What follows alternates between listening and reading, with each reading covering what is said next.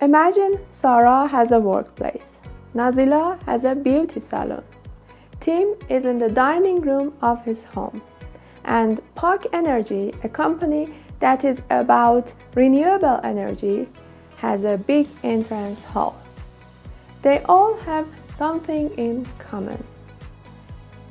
The space is empty, and they want to fill it with something decorative, but not with figurative patterns or repeatable patterns. So they ask you to make a wall art for them. And you, a creative person who likes the tranquility of working with forms, make a 3D fabric wall art for them. Hello, my name is Hadis, and in this class I teach you how to make that 3D decorative wall art.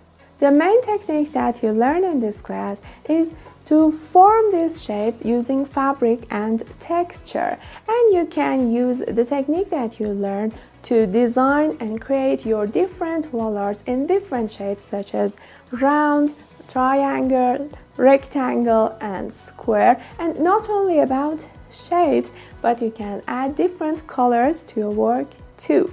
For this class you need fabric, color, texture, canvas.